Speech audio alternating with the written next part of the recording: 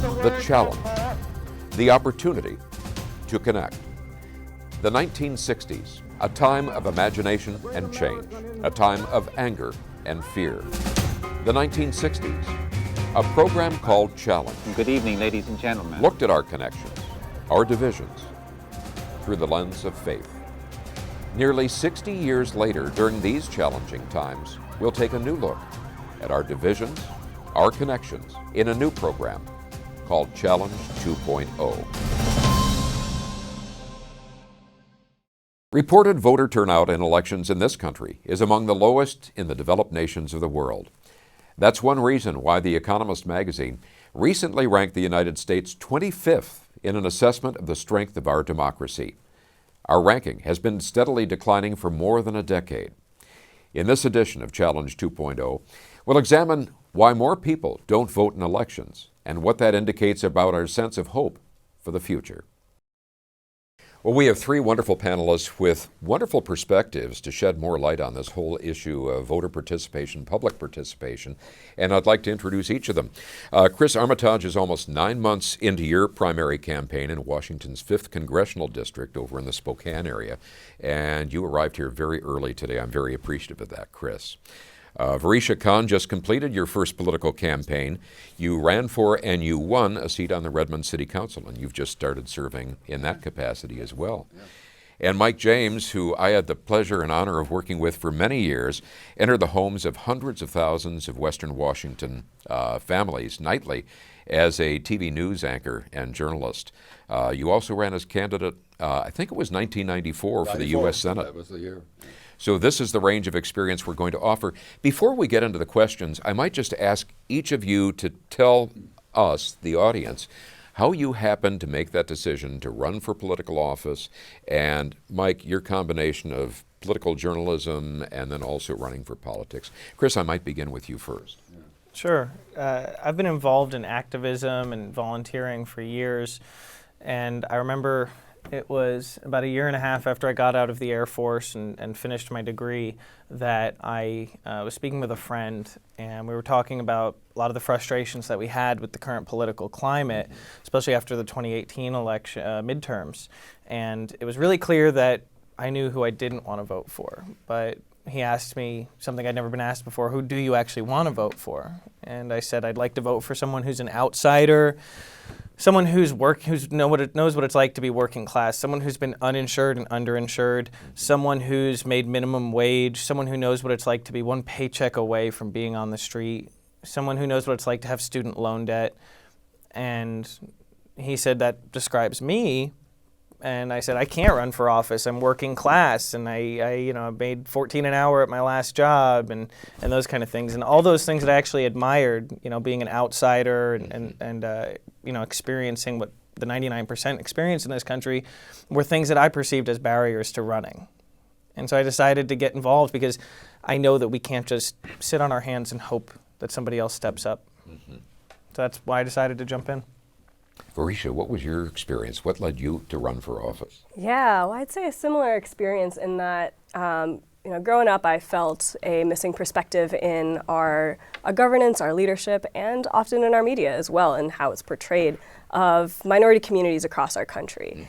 Mm-hmm. So growing up, I never saw, an American Muslim on TV, someone that wears a hijab like me on TV. And so I knew from a very young age that I would dedicate my life to making our country, our government, our politics a lot more representative. So, but more recently, I took that upon myself to work in nonprofit for the last few years. Did work in, civic engagement, voter registration, and ultimately building power for communities that are often left out. So specifically, I was the director of a PAC of a nonprofit, so a political action committee, where I was basically building a pipeline of new candidates from communities that are often left out and perspectives that are often left out to run, and then also to support other candidates who would want to elevate those communities as well. And 2019 came around, and I thought, you know what? I think it's time to try it out for myself. And here I am. Mike, how about your background? What led you in that Well, direction? it's interesting because that's a push from journalism, which at its best is nonpartisan. You're trying to look at factual material and report it in that manner. But I was a big reader of Walter Lippmann. It may be a strange name to viewers now. He'd written a book called The Public Interest, and his idea of what politics should lead to is the public interest. Set aside the party and the ideologies and whatnot, look at the facts and decide what is best for the public interest. And I just didn't see that happening. It was the beginning of a really divisive period in our politics, which is endured to today. And I said, maybe I can change that and bring a more factual basis to the decision-making we do. So I launched a campaign in '94, the Gingrich year. Not the best year for me as a Democrat. And the year Representative Foley, who was Speaker of the House in CD5, the district I'm running in, lost his seat. It's interesting looking at the changing tides. You know, Foley was first elected in 1964, definitely a turning point for the U.S. He lost his seat in '94, the start of the Gingrich years. I think 2020 we're looking at the next turning. Yeah, there's another crossroads, really. Yeah. Well, speaking of crossroads, there is and has been for some time considerable consternation and concern over the level or lack thereof of voter turnout. According to one survey that we looked at, national participation runs just a little bit above 50%, and that depends on the election. Washington State has been either, depending on the election, well above or well below that. What is your experience with that? Do you think that's representative, and why do you think we're looking at that? Whichever one of you would like to take that first. Yeah, let me take a stab at that in this manner, and then Chris and Risha give other perspectives. One of the things we have in this country is registered voters, and the turnout by registered voters is reasonably high. But if you take the overall voting age population, we rank about 31st out of 35 Western countries, way down the list. We just have a lot of people who are voting age who don't bother to register to vote. It's almost half. If you take the national picture of that, almost half the people who could vote don't bother to register to vote. We can get into why that happens. Let me just say one thing that does happen in a lot of other Western countries. If you're a citizen, you get to vote. You don't have to separately register to vote. Belgium is a great example of that. Turnout in Belgium is 95%. Because you don't have to, if you're a citizen of Belgium, you are eligible to vote. You don't have to go through the mechanics of registering to vote. And that, to me, to some degree, is one of the disincentives that keeps people away from the ballot box. Well, I think if a Middle Eastern or South American country had all of the electoral problems that we have, we probably would have invaded us by now. That it is even, so many folks who monitor elections have seen that the discrepancies and lost votes and those kind of things. I mean, in 2000, we saw that an election was stolen thanks to the Supreme Court. They were ordered to stop counting ballots. So people's faith is really shaken in our electoral system. Now, the way to do that, I think, is to be proactive. It's great to have voter drives and get people educated, but we need automatic voter registration. We need nationwide mail-in ballots. Yeah, absolutely. And I think all that speaks to the fact that, we have a need for a change system in engaging voters and including more voters. So one way that I managed to do that in my campaign was by engaging voters who often don't vote. Or have never voted before, or maybe only voted once. That's like those people are considered low propensity voters, right? And that's often the demographic that's left out. I mean, those are often new citizens, right? Recent immigrants, first generation immigrants, people from marginalized communities, and that are low income. And so that's a piece of our population that when we look at all of our voter data, we often look at the fact that the voter turnout's low for them. And I would argue that a lot of times it's because campaigns also don't reach out to those communities because we're often discouraged to actually include them in our initial voter contact. So, typical consultants will tell a candidate that, you should target these high propensity voters, the people that are guaranteed to turn out, they vote every time, they vote in every election. And if you look at the demographics, who those people are, they're often older, they're often white, and they're often the people that have already made up their minds about who they'll vote for and who already have enough influence in the political system and in their government already. In my campaign, we made it an absolute priority to include, new citizens, new voters, people who've often not voted before, people who have, English as a second language speakers in their homes. And we also did voter registration drives as well. Well, and Representative Ocasio-Cortez increased non-regular voter turnout, low propensity voter turnout by 68% from the last off-year election. Absolutely. And I wasn't trying to say that we shouldn't reach out to different folks, just that we need to get to this on a systemic level because it's an uphill battle for candidates who really are more likely to engage with the public and to be unbought and turn down corporate money and those kind of things. Yeah. There's an interesting study that tracked the difference between the age before television really came on. Those campaigns tended to be door-to-door, much more door-to-door, and turn out the vote kind of campaigns. Now it's so much of the money goes into, especially statewide and national, into the television campaign, and that is aimed at people who vote, who are used to voting. And there isn't the same attempt that there used to be, we're talking 50, 60 years ago now, to go after people who didn't vote. You brought up an important point there, and I think that is single word money. Yeah. And now, money is the big player now, depending on the scale of the election. I know one of the things that you talked about is that essentially there's a drift from political candidate to being a professional fundraiser, and that as a result, how much of that leads to exactly what each of you talked about, and that is targeting the high propensity voter as opposed to those that haven't voted before. Yeah. What are your perspectives on that, Varisha? Yeah, absolutely. I know you really did a lot of work on that. I did, yeah. So in my campaign, I made a point to reject corporate PAC money and to reject developer money as well, given that I was running for a city race in a city that's a very rapidly growing city, Redmond, Washington.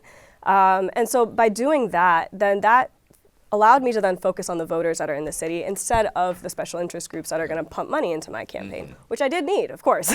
Right. But that meant that me raising money would require me to go to those individuals, require me to go out to the community and raise the money from them. And so, and that didn't limit me in my fundraising capability at all because I ended up raising the most money out of any Redmond council race ever in the history of the city. I raised $40,000 just from grassroots donations. And that did result in the votes. Of course, a lot of that ended up fueling and pumping the community that was often left out because then they felt like, okay, they have a voice. Even if they put in $50, that $50 was going to have an impact. And then when they came at the doors and would knock on doors with me, they would see the direct impact in getting to talk to voters that would, end up changing that perspective. So we won by 66 votes.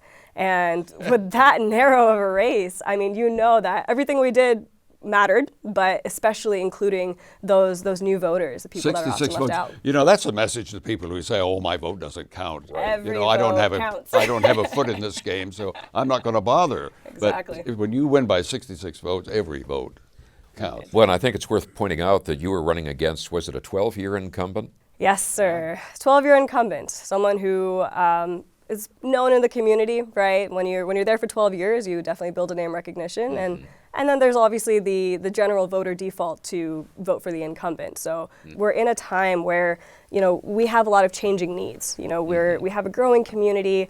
Our communities that are the community members that are low income, people who can't afford housing right now, their voices are not at the table, or even renters. Their voices are not at the table. I'm a renter myself, so I said, this is a time to actually bring those voices in and bring them at the table. So I think people are ready for that. Chris, how does that resonate with your experience then? Well, I definitely am going to pick your brain a lot more after this. Happy to.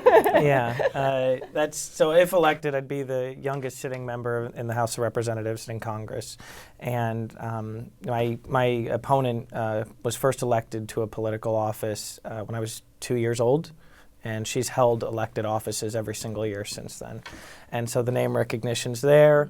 But exactly like you, this is about engaging with people. It's a grassroots campaign. One of the interesting things is, when I first announced, someone who's been in the party for a while said, okay, well, our last candidate raised $5 million and lost, so you're going to need $7 million, maybe 10. And to me, it's so obvious that to a lot of people, it's just dollars and cents.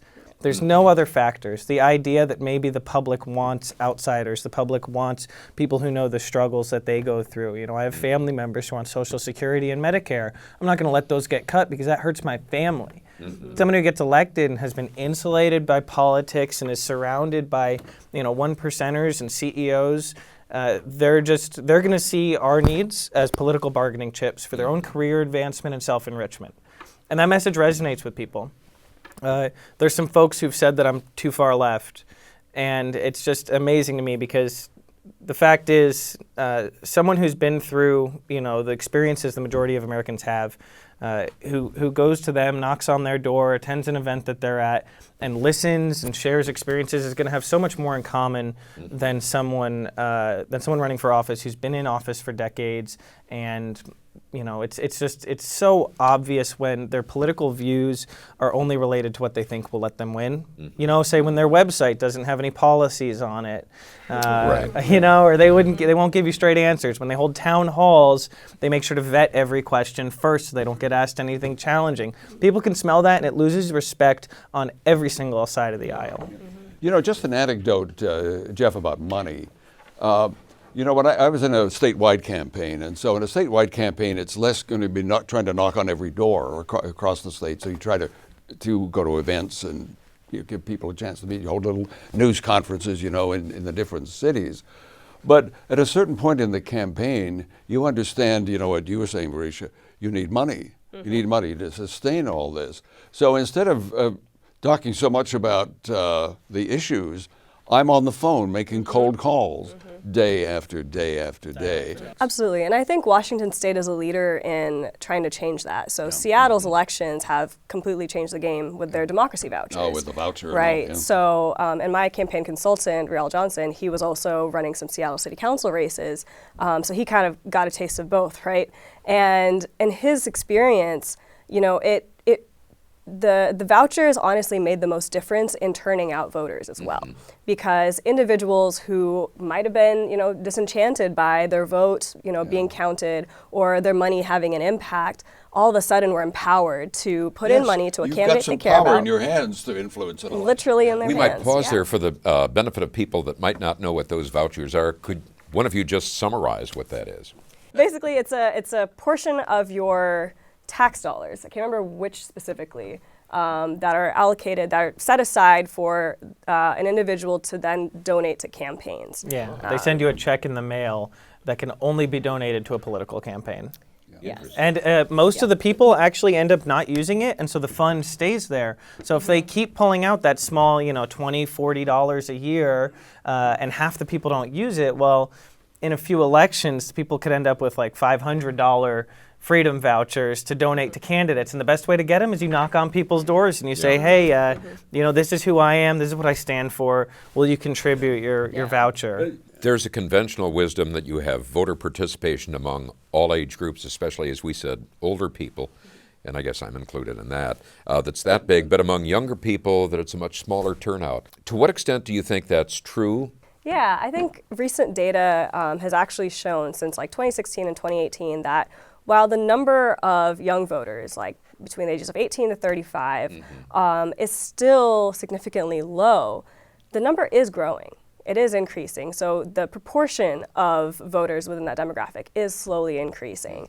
And we've seen that in the last 4 years. We've seen that in the last 2 years. And I think this year especially, we're all going to be looking to that data, right? We're going to see what that voter turnout is going to be like. But I know for a fact that in my own race in the city of Redmond, it was younger voters that did turn out and did impact our election. So, the precincts that I did win in with, overwhelmingly won in were the precincts that had renters, that had new residents, that had young families and young professionals. So that definitely made a difference when they saw someone that looked like them and speaking to their needs running in their own hometown. The one thing I'd also argue is that we have a new energy in our elections and in our politics and government that we haven't seen in a while. The number of high school students who were volunteering on my campaign, outnumbered any other volunteers. And these were young people who were already passionate about issues. And they came to my campaign after seeing that I was pushing for environmental sustainability. And these were high school students who were involved in climate justice in their high schools, or were passionate about reforming, or ending gun violence, for instance. And so they saw a candidate that shares those values and wants to bring that change, and they decided to spend their free time and volunteer their time on a campaign. So I definitely believe that we have a new generation of passionate, engaged voters and pre-voters and pre-registered voters right now that are going to not only vote in the next few years and the next couple decades, but they're going to be very informed and very engaged. Mm-hmm. Chris? So in years past, I think the youth vote has been ignored, like you mentioned, with low propensity voting. And there was actually a candidate several years ago who was asked, how are you going to get young people to vote for you? And they said, well, my son is young, so that might help. And that was their strategy. Yeah. That's it. Yeah. And, I'm a member of the Sunrise Movement, a youth-led climate action group. And we've held a few demonstrations, one of which Governor Jay Inslee attended. Mm-hmm. I was the only other person involved in politics who was allowed to speak. He got to speak because he was the governor. I got to speak because I show up to the meetings. And there were 2,500 people in attendance. Wow. Students were marching out of all the local high schools and attending as groups en masse. Mm-hmm. And they understand that we need to act. Before that event, I actually had someone tell me from inside the Democratic Party, he said, you shouldn't support that Green New Deal stuff. Just don't do it. And I told the story of him telling me that at the event when I spoke in front of all 2,500 people. And but, that the crowd was really enthusiastic about finally having a candidate that's going to stand up for change. I'm also the first openly LGBT candidate to run for this seat. The youth vote is there to be had if they'll just be spoken to directly and respectfully. You talk about your different backgrounds, and we hear so much these days of people living in either information or cultural silos. What has been your experience? Verisha, you'd be knocking on a door, and in a suburban area, did you encounter much reluctance to engage in conversation with you? And Chris, you've talked about you come from groups that are not well represented, and merely being in northeastern Washington state. But I think you've mentioned that you've seen some of your bumper stickers right next to those of our sitting president. Mm-hmm. Give us some perspectives on that. I'd love to hear that. Yeah, it's an interesting thing. I wrote the first article I've ever written, and it was titled "How a Progressive Bumper Sticker Act Ended Up Next to Trump Bumper Stickers." And I think a lot of it comes from my background. When I was active duty Air Force, I did law enforcement and security. And whether it was sitting in 140-degree heat on the Iraq-Kuwait border or sitting in a patrol car out on Fairchild Air Force Base, the person sitting next to you, they could be from rural Alabama, they could be from the Bronx. And you'd have to get along with them. And if you didn't get along with them, if your flight sergeant was worth anything, they would make sure you worked together every single day until you learned to get along. And so after doing that for years and eventually becoming an assistant flight sergeant, I had a lot of time and experience talking to people who came from very different backgrounds and who felt they disagreed strongly with my views. But once we got down to it and we're talking morals and values, we did end up agreeing. And so now we have people over. Now, the first time that bumper sticker situation happened was a gentleman named Ray, and he came to our office and talked about a really unfortunate situation where his partner, her son had passed away at 19 years old from preventable cancer. Would have just taken genetic screening, and the insurance company wouldn't do it because it was exploratory, and he had to show symptoms first. Well, he felt dizzy and not so good on the football field one day and told the coach, and they took him to the hospital, and at that point it was stage 4, and he died within a few weeks. And one of his friends works on the campaign. That's how we ended up meeting up. And we sat down, we heard each other out, we shared our experiences. I told him I support single-payer Medicare for all, period. But I explained why I feel that way. And something a former commander of mine once told me was the best answer is the right answer, second best answer is the wrong answer, and the worst answer is no answer. And right now I'm not seeing any answers. Mm-hmm. And we got along, and he shared his card, and there's been other folks too. It's really just about connecting with people with your morals and values and showing them that you do have high concern for what they're going through. I would also agree. I mean, I think people are feeling left out, and it sounds like that's, what people are feeling in Eastern Washington, and people are feeling that, here, and even in the east side of the Seattle area. People are feeling left out. They're feeling unheard. They feel like the government is up here and they're down here, and there's no way to elevate their concerns and their needs. Seniors that are starting to feel left out and feel unheard, as well as young professionals and new residents are coming in. So and that definitely was brought up to me quite a bit on the campaign trail. And as a candidate, when I was out knocking on the doors, I think whatever biases that folks had when they would see me with a hijab, for the most part, that would get put behind them when they heard that I'm running for their city council and I'm running for change, because they're like, finally someone's here to listen to me. And that's what I spent my time doing at the doors was, what are your concerns? What are your needs? What would you like from our city? And what I often heard was, that same feeling of, I just need a voice. I need someone there to be there for me instead of for, these developer interests or these corporate interests as well. We need to get back to more listening. That's the only way you're going to close the chasm, because it's the thing that happened to me with the Gingrich time was the person across the aisle wasn't someone who disagreed with you on major issues or the role of government, and maybe you could find a path, and if you couldn't, you were going to disagree when it came to votes. Now that person across the aisle is an enemy, a destroyer of this country. And that's kind of what we've come to now across these aisles. In some way, we need to find, at the local level and also at the national level, where it's more gross to me, find a way to get back to a conversation that does cross that chasm, at least on occasion. We're going to look at how we might do just that in our next program. Thank you, each of you, for participating in this, and thank you for tuning in. And we hope you'll join us again next week for the second part of this conversation with more wonderful observations. Thank you very much for joining us on Challenge 2.0.